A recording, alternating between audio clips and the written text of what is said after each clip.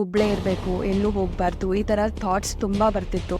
ನಾನು ಏನೇನು ಹೇಳ್ದೋ ಎಲ್ಲ ಪ್ರತಿಯೊಂದೂ ತುಂಬ ಪೇಷನ್ಸಲ್ಲಿ ಕೇಳಿಸ್ಕೊಂಡ್ರು. ನೈಟ್ 1 o'clock ನಾನು ಕಾಲ್ ಮಾಡಿದ್ದು ಉಂಟು ತಾರಾ ಮೇಡಮ್ ಅವ್ರಿಗೆ. ಹಾಯ್, ನನ್ನ ಹೆಸರು ಜಯಶ್ರೀ ಅಂತ. ನಾನು ಮೇಕಪ್ ಆರ್ಟಿಸ್ಟ್ ಆಗಿ ಕೆಲಸ ಮಾಡ್ತಾ ಇದ್ದೀನಿ. ನಾನು ಎಮೋಜಿಮ್ ಪ್ಲ್ಯಾಟ್ಫಾರ್ಮ್ನ ಸೆಲೆಕ್ಟ್ ಮಾಡ್ಕೊಳ್ಳೋ ಮುಖ್ಯ ಕಾರಣ ಬಂದ್ಬಿಟ್ಟು ಸ್ಟ್ರೆಸ್ ಹಾಗೂ ಡಿಪ್ರೆಷನ್. ಹಲವಾರು ಕಾರಣಗಳಿಂದ ನಾನು ಡಿಪ್ರೆಷನ್ ಹೋಗಿದ್ದೆ. ಸ್ಟ್ರೆಸ್ ತುಂಬ ಆಯಿತು ಲೈಫಲ್ಲಿ.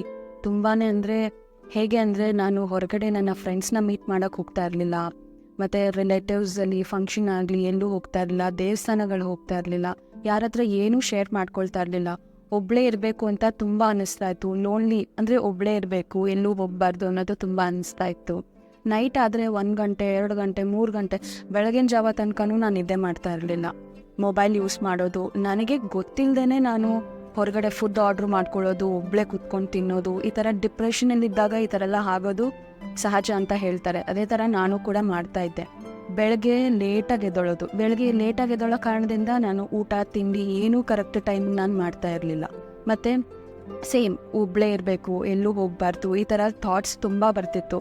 ಆ ಬ್ಯಾಡ್ ಥಾಟ್ಸಿಂದ ನನಗೆ ನೆಗೆಟಿವಿಟಿ ಜಾಸ್ತಿ ಆಗ್ತಾ ಹೋಗ್ತಿತ್ತು. ಅಂದರೆ ತಪ್ಪು ನಿರ್ಧಾರಗಳು ತೊಗೋಬೇಕು ಅನ್ನೋದೆಲ್ಲ ತುಂಬ ಅನ್ನಿಸ್ತಾ ಇತ್ತು. ಬಟ್ ಆ ಟೈಮಲ್ಲಿ ನನಗಿದು ಇಲ್ಲ, ಇದು ಸರಿ ಆಗ್ತಾ ಇಲ್ಲ ಅಂದಾಗ ನಾನು ಸೈಕ್ಯಾಟ್ರಿಸ್ಟ್ನ ಮೀಟ್ ಮಾಡೋಣ ಅಂತ ಸೈಕ್ಯಾಟ್ರಿಸ್ಟ್ ಹತ್ರ ಹೋಗಿದ್ದು ಉಂಟು. ಸೈಕ್ಯಾಟ್ರಿಸ್ಟ್ ಹತ್ರ ಹೋದಾಗ ಅವರು ನನಗೆ ಪಿಲ್ಸ್ ಕೊಟ್ಟರು, ಟ್ಯಾಬ್ಲೆಟ್ಸ್ ತೊಗೊಳ್ತಾ ಇದ್ದೆ, ಅವ್ರ ಹತ್ರ ಹೋಗಿ ಹೇಳ್ಕೊಳ್ತಾ ಇದ್ದೆ. ಬಟ್ ನನಗೆ ಬೇಕಾಗಿದ್ದು ಮೇನ್ ಬಂದು ನನಗೆ ಎಮೋಷ್ನಲ್ ಸಪೋರ್ಟ್. ನನ್ನ ರೀಸನ್ ಏನಕ್ಕೆ ಈ ಥರ ಆಗ್ತಾ ಇದೆ ಅನ್ನೋದಕ್ಕೆ ನನಗೆ ಕ್ಲಾರಿಟಿ ಸಿಗ್ತಾ ಇರಲಿಲ್ಲ. ಸೊ ಲಕ್ಕಿಲಿ ಆ ಟೈಮಲ್ಲಿ ನನಗೆ ಸಿಕ್ಕಿದ ಪ್ಲ್ಯಾಟ್ಫಾರ್ಮೇ ಎಮೋಜಿಮ್ ಪ್ಲ್ಯಾಟ್ಫಾರ್ಮ್. ಆ ಪ್ಲ್ಯಾಟ್ಫಾರ್ಮ್ ಸಿಕ್ಕಿದಾಗ ನನಗೆ ತಾರಾ ಮೇಡಮ್ ಅವರು 1-on-1 ಎಮೋಷ್ನಲ್ ಥೆರಪಿ ಅಲ್ಲಿ ನನಗೆ ಫಿಟ್ನೆಸ್ ಥೆರಪಿ ತೊಗೊಂಡ್ರು.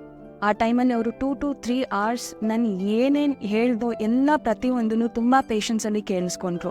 ನನ್ನ ಪ್ರಾಬ್ಲಮ್ಸ್ ಏನೇನಿತ್ತು ಬೈ ಸ್ಕ್ರ್ಯಾಚ್, ಎಲ್ಲಿಂದ ನನಗೆ ಈ ಥರ ಆಗೋಕ್ಕೆ ಶುರು ಆಯಿತು ಏನು ಅಂತ ತುಂಬ ಪೇಷನ್ಸಲ್ಲಿ 2 to 3 hours ನನ್ನ ಮಾತು ಫುಲ್ ಕೇಳಿಸ್ಕೊಂಡ್ರು. ಹಾಗೆ ಅವರು ಇದು ಏನಕ್ಕಾಯಿತು, ಅದು ರೂಟ್ ಕಾಸ್ ಏನು ಅಂತ ನನಗೆ ಕ್ಲಾರಿಟಿ ಕೊಟ್ಟರು. ಆ ಕ್ಲಾರಿಟಿ ಕೊಡಬೇಕಾದ್ರೆ ನನಗೆ ಓಕೆ ಅಂತ ನನಗೆ ಕ್ಲಾರಿಟಿ ಸಿಗೋಕ್ಕೆ ಸ್ಟಾರ್ಟ್ ಆಯಿತು.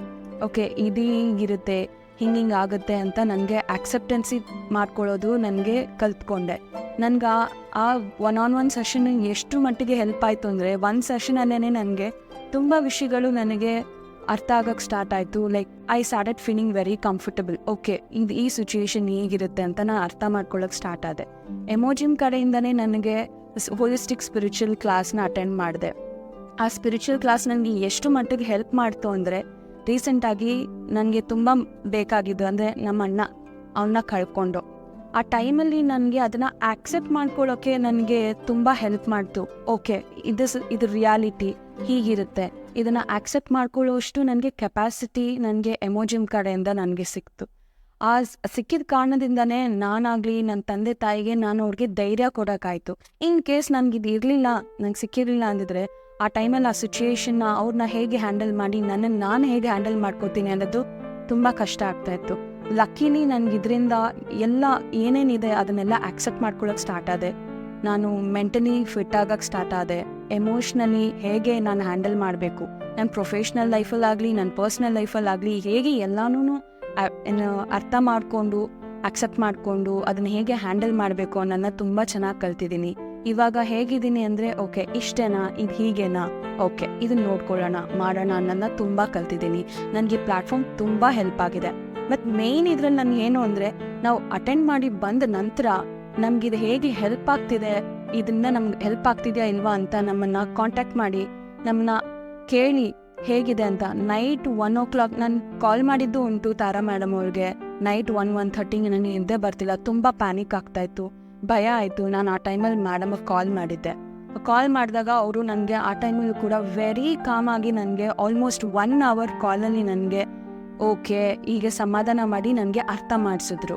ಇದು ನನಗೆ ಬ್ಯಾಕಪ್ ಟೀಮ್ ಅಂದರೆ ಇವ್ರ ಟೀಮಲ್ಲಿ ಕಾಲ್ ಮಾಡೋದಾಗಲಿ ಎವ್ರಿ ಡೇ ಹೇಗೆ ಏನು ಅಂತ ನಮ್ಮನ್ನ ಅರ್ಥ ಮಾಡ್ಕೊಳ್ತಾರೆ. That is the main thing I loved about ಎಮೋಜಿಮ್. Thank you so much for this. Thank you.